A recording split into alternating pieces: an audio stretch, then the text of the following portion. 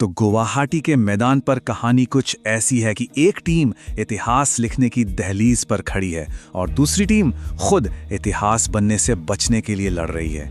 ये सिर्फ एक T20 मैच नहीं है, ये है सीरीज का फैसला, जहां एक तरफ ताजपोशी है और दूसरी तरफ वापसी की जंग।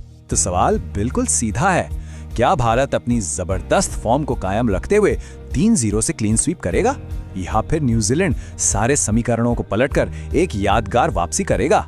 चलिए इस महामुकाबले की हर परत को खोलते हैं और आंकड़ों और रणनीति की कसौटी पर इसे परखते हैं।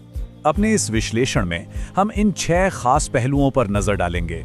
दोनों टीमों का माइंडसेट क्या है, भारत की अटैकिंग रणनीति क्या है, न्यूजीलैंड के लिए संकट क्या है, गुवाहाटी का मैदान कैसे खेल बदल सकता है, खिलाड़ियों के बीच की अहम टक्करें कौन सी हैं और आखिर में आंकड़े क्या कहते हैं। तो सबसे पहले दोनों टीमों की रणनीतिक सिचुएशन को समझते हैं। देखिए, एक तरफ भारत का आत्मविश्वास आसमान छू रहा है और दूसरी तरफ न्यूजीलैंड पर सीरीज में बने रहने का जबरदस्त दबाव है। स्कोरबोर्ड तो साफ साफ कहानी बता रहा है। भारत ने नागपुर और रायपुर में 2 शानदार जीते दर्ज किए हैं और सीरीज में 2-0 की अजेय बढ़त बना ली है। वैसे तो T20 में ये दोनों टीमें हमेशा एक दूसरे को कड़ी टक्कर देती हैं, लेकिन इस सीरीज में तो भारत का पल्ला अब तक बहुत भारी रहा है। तो इस मैच में दोनों टीमों के लिए दांव पर क्या लगा है? देखिए, भारत के लिए ये मैच एक मौका है। अगर वो 3-0 से जीत जाते हैं तो उन्हें बचे हुए मैचों में नए खिलाड़ियों को आजमाने की पूरी आजादी मिल जाएगी। वहीं दूसरी तरफ न्यूजीलैंड के लिए ये करो या मरो का मुकाबला है। एक और हार का सीधा मतलब है सीरीज हाथ से गई। चलिए आप जरा गहराई से भारत की उस रणनीति को समझते हैं जिसने उन्हें इस सीरीज में इतना खतरनाक बना दिया है। इस सीरीज में ना टीम इंडिया का मंत्र बिल्कुल साफ है, ऑल आउट अटैक। उनकी सोच विकेट बचाने की नहीं, बल्कि पहली गेंद से लेकर आखिरी गेंद तक सिर्फ रन बनाने की है।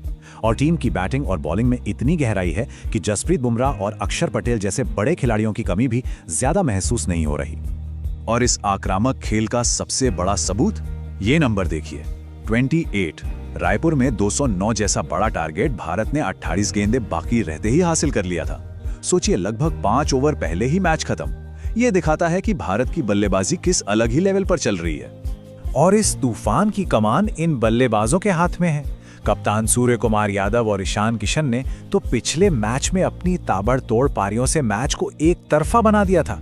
और हाँ, अभिषेक शर्मा का वो निडर अंदाज, वो पावर प्ले में टीम को ऐसी तूफानी शुरुआत देता है जिसकी इस रणनीति को सख्त जरूरत है। ठीक है, अब सिक्के का दूसरा पहलू देखते हैं। आखिर न्यूजीलैंड के लिए इस सीरीज में गलत हो क्या रहा है? देखिए, सबसे दिलचस्प बात यह है कि न्यूजीलैंड की प्रॉब्लम उनकी बैटिंग है ही नहीं। उन्होंने दोनों मैचों में 190 और 208 जैसे बहुत बड़े स्कोर बनाए हैं। असली संकट जो है वो उनकी गेंदबाजी में है, जो भारतीय बल्लेबाजों के प्रेशर में पूरी तरह से बिखर गई है। एडम मिलन और माइकल ब्रेजविल की चोट ने उनकी बॉलिंग की गहराई की कमी को भी सबके सामने ला दिया है। और उनकी गेंदबाजी कितनी कमजोर रही है, ये आंकड़ा उसकी पूरी कहानी बताता है। 12.7 मतलब न्यूजीलैंड के गेंदबाजों ने हर ओवर में लगभग 13 रन दिए हैं। T20 क्रिकेट में ये तो एक तरह से क्राइम है। ये साफ दिखाता है कि वो भारतीय बल्लेबाजों पर लगाम कसने में पूरी तरह नाकाम रहे हैं। चलिए अब खिलाड़ियों और रणनीति से थोड़ा हटकर उस एक चीज की बात करते हैं जो इस मैच पर शायद सबसे ज्यादा असर डाल सकती है, और वो है गुवाहाटी का मैदान और वहां का मौसम। वैसे मौसम विभाग का कहना है कि मैच के समय आसमान साफ रहेगा, जिससे ओस की भूमिका और भी ज्यादा बढ़ जाएगी। गुवाहाटी में खेल का जो सबसे बड़ा विलन है वो है ओस, जिसे ड्यू फैक्टर भी कहते हैं। शाम होते ही मैदान पर इतनी नमी आ जाती है कि गेंद बिल्कुल साबुन की टिकिया की तरह फिसलने लगती है। ऐसे में गेंदबाजों के लिए गेंद पर ग्रिप बनाना, उसे कंट्रोल करना लगभग नामुमकिन सा हो जाता है। और इसका सीधा असर खेल के हर डिपार्टमेंट पर पड़ता है। पहली बात, स्पिनर्स की गेंद घूमना बंद हो जाती है। दूसरी बात, तेज गेंदबाज अपनी लाइन और लेंथ से भटक जाते हैं। और सबसे जरूरी बात, गीली गेंद स्किड होकर बल्ले पर और भी अच्छी तरह से आती है, जिससे टारगेट चेस करना बहुत आसान हो जाता है। इसी वजह से यहाँ टॉस जीतना मतलब आधा मैच जीतना है। ये चार्ट देखिए, कहानी बिल्कुल साफ है। गुवाहाटी के आंकड़े बताते हैं कि 70% मौकों पर चेस करने वाली टीम ही जीतती है। मतलब टॉस जीतो, गेंदबाजी चुनो और मैच पर अपनी पकड़ बना लो। तो चलिए अब उन 3 व्यक्तिगत लड़ाइयों पर फोकस करते हैं जो इस मैच की दशा और दिशा तय कर सकती हैं।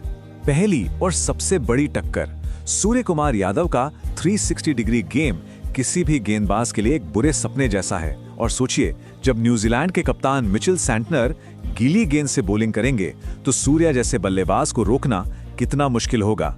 ये आग से खेलने जैसा है। मैच की शुरुआत में ये जंग देखने लायक होगी। एक तरफ है अभिषेक शर्मा, जिनका काम है पहली गेंद से अटैक करना, दूसरी तरफ मैट हेनरी, जो नई गेंद से स्विंग की तलाश में होंगे। लेकिन अगर गुवाहाटी की पिच सपाट रही तो हेनरी के लिए अभिषेक के प्रहार को रोकना एक बड़ी चुनौती बन जाएगा। अब बात मिडिल ओवर्स की लड़ाई की। न्यूजीलैंड के पावर हिटर ग्लेन फिलिप्स के सामने होंगे भारत के चतुर गेंदबाज कुलदीप यादव। ये क्लासिक मुकाबला है, पावर बनाम चतुराई। लेकिन इस मुकाबले में एक तीसरा खिलाड़ी भी है और वो है ओस। अगर गेंद सूखी रही तो कुलदीप भारी पड़ेंगे, लेकिन गीली गेंद ग्लेन फिलिप्स के हक में जा सकती है। तो इन सारे पॉइंट्स को मिलाकर देखें, टीम की फॉर्म, मैदान के हालात और ये की बैटल्स, तो हमारा प्रेडिक्टिव मॉडल आखिर कहता क्या है? देखिए, नंबर्स तो एक ही तरफ इशारा कर रहे हैं। भारत की विस्फोटक बल्लेबाजी, उनकी मौजूदा लय और गुवाहाटी में चेस करने का फायदा, इन सब को देखते हुए हमारा मॉडल भारत को 75% जीत का प्रबल दावेदार मानता है, जबकि न्यूजीलैंड की संभावना सिर्फ 25% है। तो सारे विश्लेषण और आंकड़े तो भारत की एक तरफा जीत की ओर इशारा कर रहे हैं, लेकिन क्रिकेट को इसीलिए तो अनिश्चितताओं का खेल कहा जाता है ना?